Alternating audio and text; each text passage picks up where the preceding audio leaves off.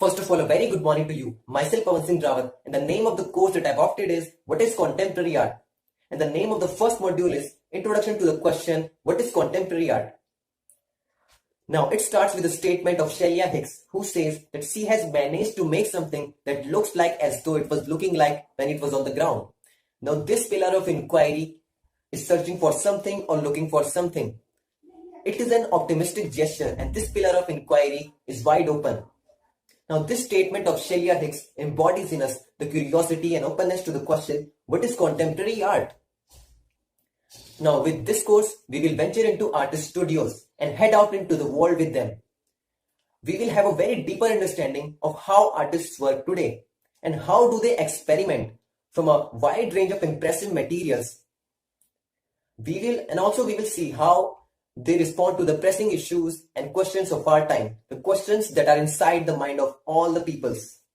We will gain confidence while we look at the contemporary art, whenever we encounter them, and connect them with our own life and our own creative pursuits. Now, there are some random sentences of some artists, like one says that our work is often a response to something, and that something is often a problem.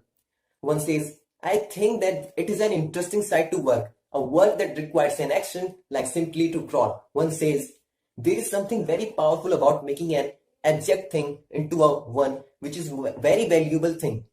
It all happens in a single swoop and ignites in a way like it's all happening at the same time. Contemporary art tells us about the story of artist's life or what artist is going through.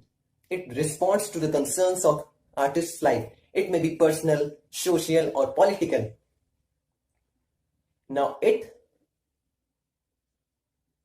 also transforms the sense of urgency that manifests differently in different artists according to their process and material, like with what material, what process they are using, what type of cutting they are doing, what type of elongation with that material, what they are doing. Now, the name of the next module is Media from Television to Internet. Next artist is Arthur Jafa.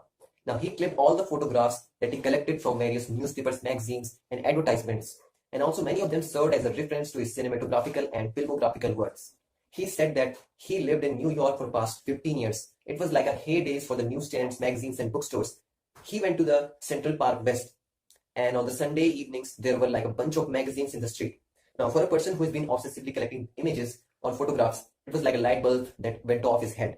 So he collected photographs, magazines, and started cutting them. Just like the designers and mood boards, they were mood boards.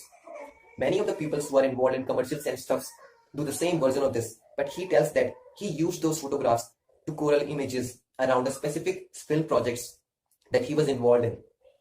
But soon he realized that he was interested in this. So those images or photographs moved from in between the sketchbooks to a particular book where they can be displayed also. But he stopped making books as there was his first laptop, internet, and there was Google. And with a single click, you can see a lot of images at the same time.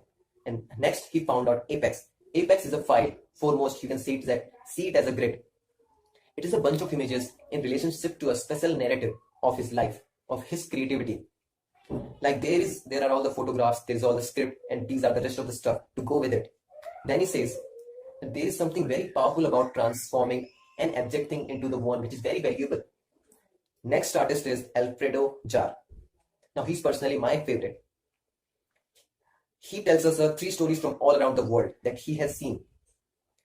Now, before making the Lament of Images, his contemporary artwork, he photographed the genocide in Rwanda in 1994. Like 1 million people were killed in less than 100 days. But nobody cared about it, and nobody was interested in his photographs or that genocide. So he has to find a different way of representing the genocide. And it became a task for him to represent the unrepresentable. And also his result of many consequences, his relationship to the photography and issues of representation has gradually changed.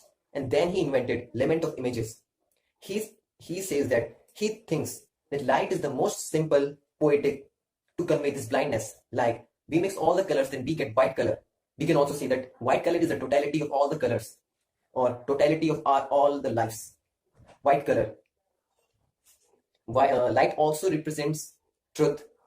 And let there be light, I want to see. It represents, I want to know I want justice, I want to know the truth. Now, this Lament of Images is all about the absence of. Now, the name of the next module is Territories and Transit. What is a border? There is an artist who has been struggling with this question time to time. There are actually two artists. They say that our work is often a response to something and that something is often a problem. Design might be defined as creating a solution to a problem through drawing, like that of interior designing.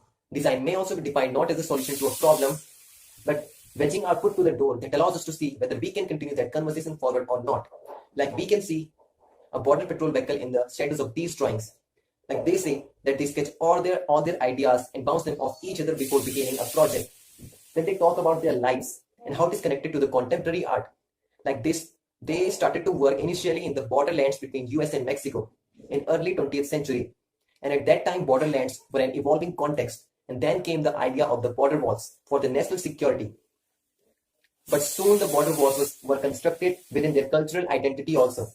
Now they started collecting stories what they saw. They started collecting stories of what they saw, and soon they were bombarded with the news of family separation and detainment at the border. They had to find a way to conceptually dismantle the wall. So they found out a way to conceptually dismantle the wall. Dismantle here means identity to disempower. Then the idea of teeter-totter came there. From that, they were illustrating a point between labor imbalances and balances, equity, inequity, and watching the wall as a fulcrum, as a literal fulcrum between US and Mexico relationships.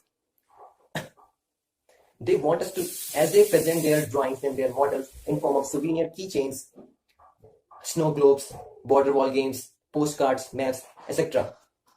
They want us to know also to see the activism and resilience in the border walls that made the border walls look diminutive or small. Hence, they were conceptually dismantled.